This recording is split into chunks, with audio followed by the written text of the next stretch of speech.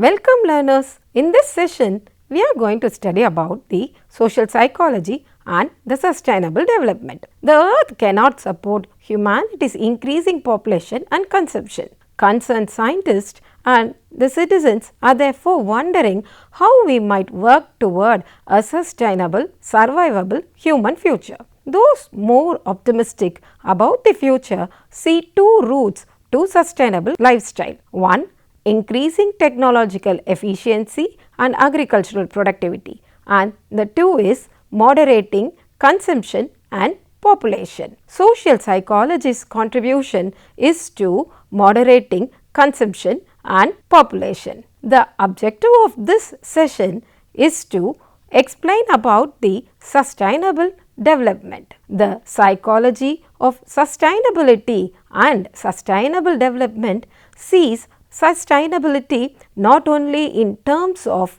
the ecological and socio-economic environment, but also in terms of improving the quality of life of every human being. More specifically, the word sustainable refers etymologically to something that can be sustained for a period of time. It refers also to something that can be supported, tolerated or conformed over time, and that can be stated with certainty. It concerns building on the present in such a way as not to put the future at risk. In politics, technology and economy and the ecology, sustainability is about balancing current aims with the future aims without jeopardizing the latter. Traditional and psychological views on sustainability. Traditionally, sustainable development was based on the 3 E's of economy, equity, ecology, and highlighting the right of present as well as the future generations to enjoy the environment and the natural resources. Psychologically, sustainability is viewed not only in terms of ecological and social environment, but also in terms of promoting the well-being of all people. While the traditional definition of sustainability focuses on avoiding, that is, exploitation, depletion and irreversible alteration, the new definition focuses on promoting, that is, the enrichment, growth and flexible changes. According to the traditional point of view, a product is sustainable if it is used increasingly smaller amounts of material, if it is based on renewable and not polluting processes and materials, if it is not toxic, and if it is easy to maintain, process, dismantle, demolish, dispose of and recycle. According to the new point of view, the construction and managing of sustainable project is based not only on using increasingly smaller amounts of the resource, but also on regenerating resources. A sustainable project is thus accessible, deconstructible and recoverable and compromises oxygenating processes and organizational well-being. A sustainable project proposes what does not exist. It changes what exists according to new goals to achieve new results, and it transfers knowledge and solution to meet new challenges. Reflexivity and sustainability. Reflexivity processes call for meaning and are important to ensure sustainability in 21st century organizations. A meta-centric reflexivity perspective for sustainability has been devised to help these processes. In details, D. Fabio argues that the sustainability of a project from a psychological point of view involves vertical and horizontal axis of reflexivity that can be articulated in terms of micro dimensions and macro dimensions. The vertical axis involves the idea of where I come from, establishes awareness of where I am and proceeds to where I will go. The horizontal axis conversely concerns the transition from an egocentric, self-centered position to a new altruistic, meta-centric position focused on the promotion of mutual gain, namely the gain for others and gain for the self on the one hand, and the connectedness focused on reflexivity from the micro to the macro level on the other hand. Here, the sustainability of a project is based on the identification of the zone of proximal sustainable development for the individual. Regarding the horizontal axis of sustainability of a project, the transition takes place from a micro level to a macro level in the relationship between people and their world. The meta-centric reflexivity approach to sustainability is a further innovation in the psychology of sustainability and sustainable development. The sustainability of a project is key to well-being from a primary prevention point of view. Developing awareness of this fact is particularly useful not only in relation to the individual but also in relation to the group and the organization. Together with this new awareness is the need to find a balance between me, we, organization, people and the world. A meta-centric reflexivity approach to sustainability is therefore essential for well-being in the highly fluid organization of the 21st century. Psychology of sustainability and sustainable development for a well-being in organization. The psychology of sustainability and the sustainable development reinforces the primary prevention approach and fosters well-being in organizations at all the various levels, starting from the worker and going on to the group, to the organization and to the organizational and inter-organizational processes. In this approach, the meaningfulness of the project plays a new and vital role in its real sustainability. Whether it is a work-life project, a group project, an organizational project or an inter-organizational project. Projects are more sustainable if they are characterized by coherence, direction, significance and belonging. Here, it is important to stress the passage from the motivational paradigm to the meaning paradigm. The motivational paradigm concerns intrinsic motivation, that is, doing a job to gain satisfaction. Extrinsic motivation, doing a job for reward or to avoid a punishment, and lack of motivation, that is, the lack of awareness of the link between the behavior and the consequences. The meaning paradigm concerns understanding how people can establish meaningful lives and meaningful work experience in the midst of the numerous challenges, transition and changes. The sustainability of a life work project needs to be anchored to a meaningful life work construction so that the project can be truly viable, thereby enhancing people's involvement and increasing the chances of success. Regarding sustainable life work projects, it is important to consider job satisfaction, job crafting, job design and job redesign very carefully. Job satisfaction refers to the positive emotional state arising from the evaluation of employees' job experience in terms of their relationship with colleagues and supervisors. Job rewards in terms of monetary compensation and promotion and the quality of working conditions. Job crafting refers to how employees modify the form, scope and the extent of the work activities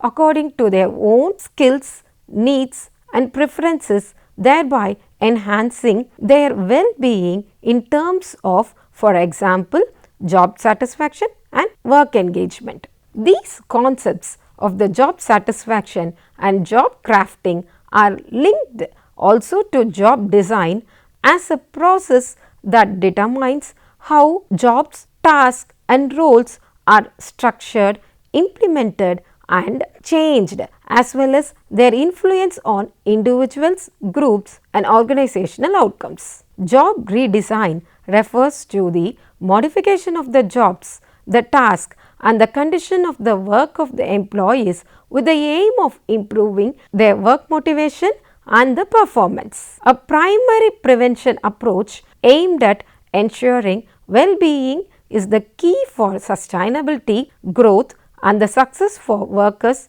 groups and organizations. Greater organizational awareness of psychological sustainable development is needed to facilitate positive narratives at the personal, teamwork and at the organizational level. Organizational narratives, which are often complicated and negative, can be transformed through process of reflexivity that can generate meaning, hope, new possibilities, success and sustainable development. According to the psychology of the working, work can fulfill different needs such as power needs, relationship needs and self-determination needs. Relationships can thus be considered a fundamental aspect of working. The relational theory of working holds that work is an inherently relational act, as relationships influence and shape every decision, experience and the interaction of individuals in the world of work. Work meets not only the need for survival but also the need for social connection. This underlines the importance of relationships that are built in the reality of each single moment and each day of the working life in organizations. Relationships consist also of the meanings constructed and shared in organizational context. The psychology of sustainability and sustainable development thus calls for managerial styles and leaderships that recognize and respect the importance of relationships in organizational context for the well-being of the workers. Leadership includes directing the actions of an organizational group to reach a goal, whereas management involves mainly organizing and coordinating the projects and making projections. The literature covers different leadership styles, including new leadership styles such as sustainable leadership, servant leadership, authentic leadership, ethical leadership, mindful leadership, benevolent leadership and decent leadership. Sustainable leadership refers to the shared responsibility to preserve human and economic resources as far as possible and to avoid social and environmental degradation. Servant leadership refers to putting followers' growth and interest above the aims of the organization or of the leaders. Authentic leadership refers to the focusing virtuously on the followers' resources and the strengths rather than their weakness. Ethical leadership refers to striving after ethical goals and the empowerment of the followers. Mindful leadership refers to concentrating on the present moment and recognizing and controlling the feelings and emotions, particularly in stressful situations. Mindful leadership refers to being aware of the presence of the followers and of the leader's influence on them. Benevolent leadership refers to focusing on the followers' welfare at the work as well as their personal lives, including their family members. Finally, the decent leadership involves the above concepts of leadership, that is the sustainable, servant, authentic, ethical, mindful and benevolent, as well as the management of diverse resources in an organization. A new organizational sensibility is required to manage,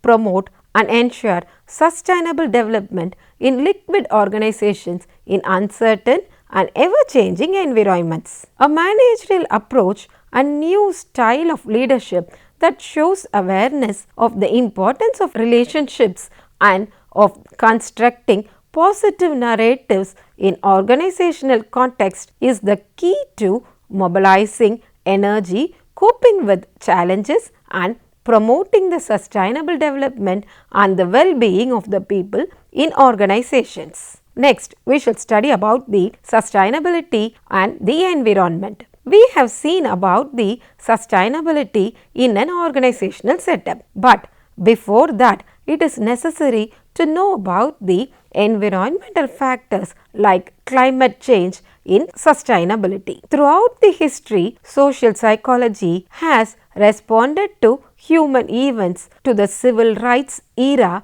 with the studies of stereotyping and prejudice, to the civil unrest and crime with the studies of aggression, to the women's movement with the studies of gender development and gender related attitudes. The looming threat of the climate change is now prompting studies of its effects on human behavior, public opinion about the climate change, and the ways to modify the human sources of climate change.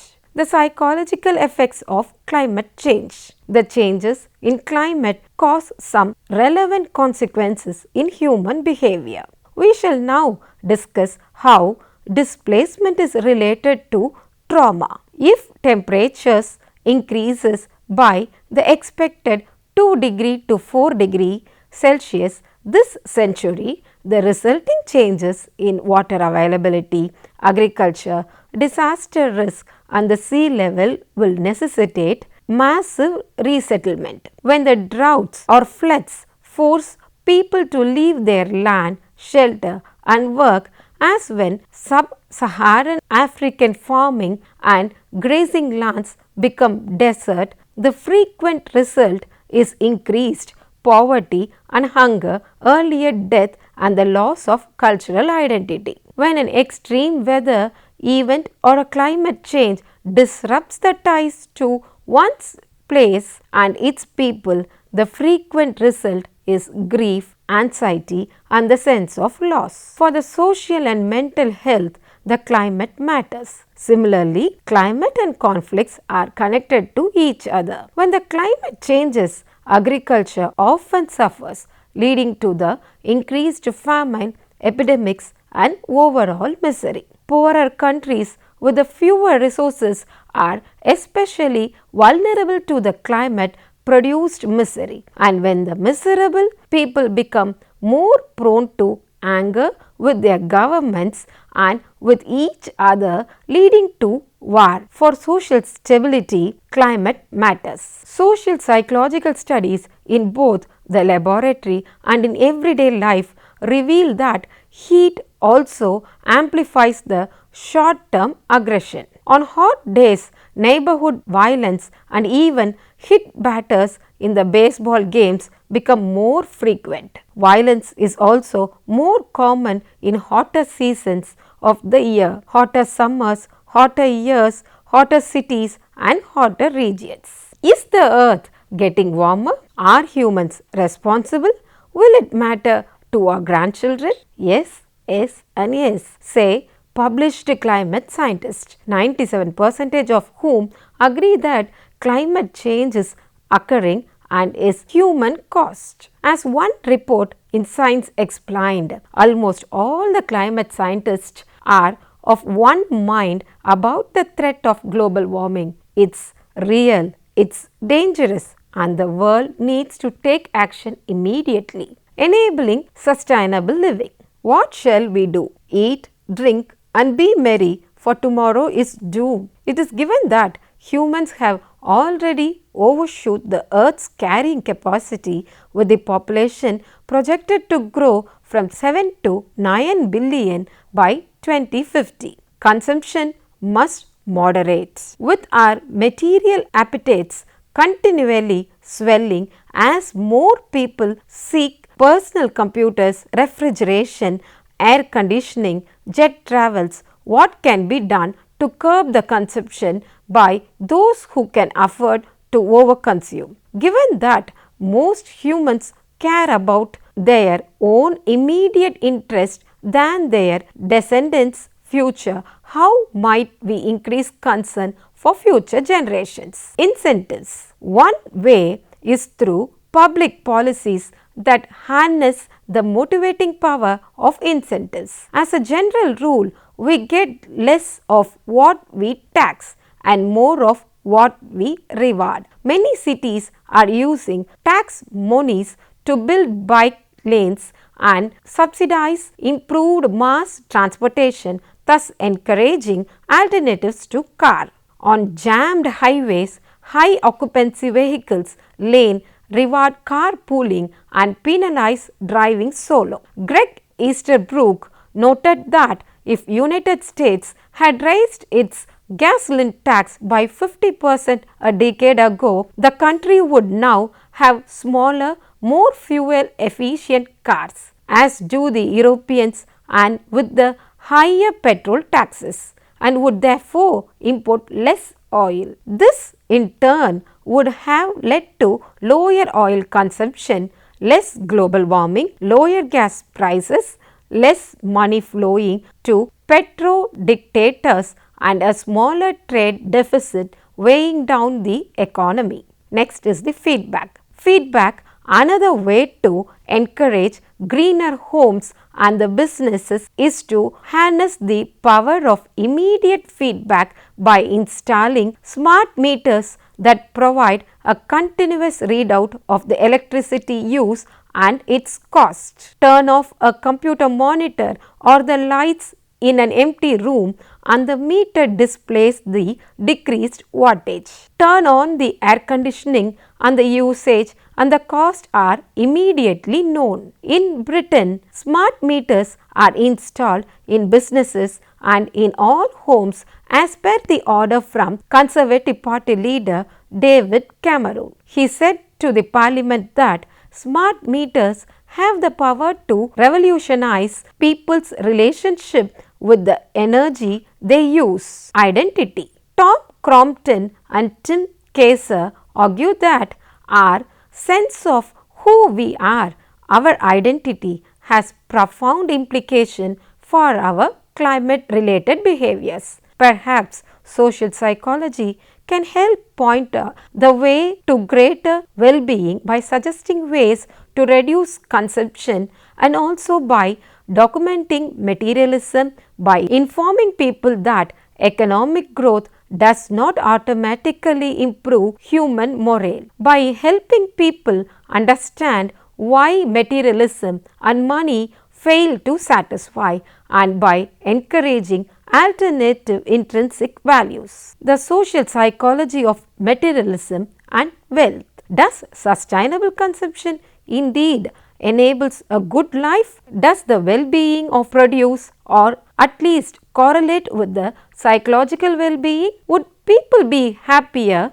if they could exchange a simple lifestyle for one with the palatial surroundings, sky vacations in the Alps, and executive class travel? Social psychological theory and the evidence offer some answers. Are wealthy countries happier? We can observe the traffic between wealth and the well-being by asking first if the rich nations are happier places. There is indeed some correlation between the national wealth and the well-being. Are the wealthier individuals happier? We can ask the second whether within any given nation rich people are happier. Are people who drive their BMWs to work happier than those who take the bus? In poor countries where low income threatens the basic needs, being relatively well off does predict greater well-being. But once a comfortable income level is reached, more and more money produce diminishing long-term returns, a point illustrated by economists who find a linear relationship between the income and the happiness. In Gallup surveys of more than 450,000 Americans during the 2008 and 2009, daily positive feelings like the average of self-reported happiness, enjoyment, and frequent smiling and laughter increased with income up to but not beyond the dollars of 75,000. The same was true for the absence of negative feelings of worry and sadness. In worldwide Gallup surveys across 123 countries, close relationships and feelings empowered and compete and predict subject to well-being. When those basic needs are met, more money adds less. Even the super rich, the Forbes 100 wealthiest Americans have reported only slightly greater happiness than average. Even winning a state lottery seems not to enduring elevate well-being. Richard Ryan notes such jolts of joy have a short half-life. Is the wealthier 21st century happier? We can ask the third whether a culture's happiness rises with an affluence over time. Does our collective well-being float upward with the rising economic tide? In 1957, as economist John Kenneth Galbraith was describing the United States as the affluent society, Americans' per person income in 2005 was about $12,000. At present, the United States is a doubly affluent society. Although this rising tide has lifted the yachts faster than the dinghies, nearly all the boats have risen. With a double the spending power, thanks partly to the surge in married women's employment, we now own twice as many cars per person, eat out twice as often, and are supported by a whole new world of technology. Since 1960, we have also seen the proportions of households with the dishwasher rise from 7 to 60%, with the clothes dryer rise from 20 to 74%, and with the air conditioning rise from 15% to 86%. So, believing that it is very important to be very well off financially and having become better off financially. Are today's Americans happier?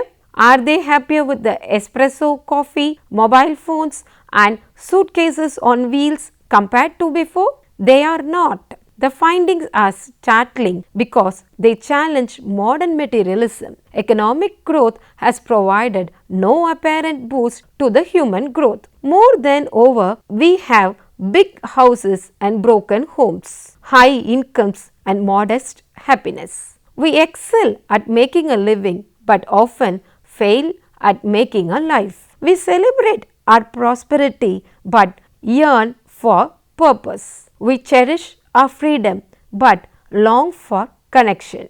Towards sustainability and survival, a shift to post-materialist values will gain momentum as people, government and corporation take these steps. Face the implication of population and consumption growth for climate change and environmental destruction.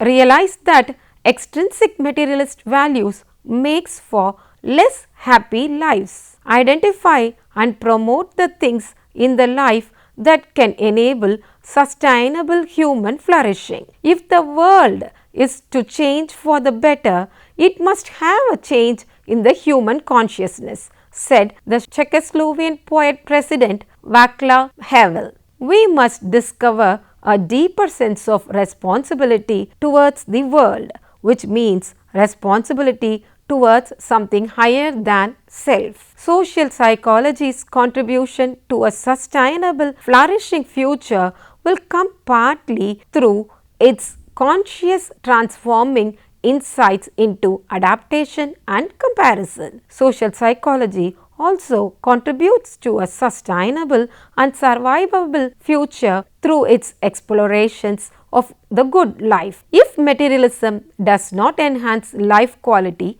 what does? A close supportive relationships. Our deep need to belong is satisfied by close supportive relationships. People who are supported by intimate friendships or a committed marriage are much more likely to declare themselves very happy. Faith communities and voluntary organizations are often a source of such connections as well as of the meaning and hope. Positive thinking, habits, optimism, self-esteem, perceived control and extraversion also mark a happy experiences and happy lives. experiencing nature. Carleton University students randomly assigned to the 17-minute nature walk near their campus ended up much happier than the students who took a similar length of walk through a campus walking tunnels. Flow work and the leisure experiences that engage one's skill mark happy lives. Flow is an optional state in which, absorbed in an activity, we lose consciousness of the self and the time. When people's experience is sampled using electronic pages, they report greatest enjoyment not when the mindlessly passive but when unself-consciously absorbed in a mindful challenge. In fact, the less expensive a leisure activity, the happier people are while doing it. Most people are happier gardening than powerboating or talking to their friends than watching TV. Low consumption recreations prove most satisfying. That is good news indeed. Those things that make for the genuinely good life, close relationships, social networks based on the belief, positive thinking habits, engaging activity are enduringly sustainable and quality life. Conclusion: the psychology of sustainability and sustainable development calls for new awareness of the need to achieve sustainable well-being from a primary prevention point of view. This involves designing and constructing organizational development and well-being through the promotion of relationships and positive narratives in organizational context in everyday life. Furthermore, the future directions can also consider that healthy societies and healthy organizations can be enhanced by focusing on well-being of the individuals, groups and organizations in a culturally diverse world. This can best be done from the cross-cultural point of view and on the basis of psychology of sustainability and sustainable development. Thank you.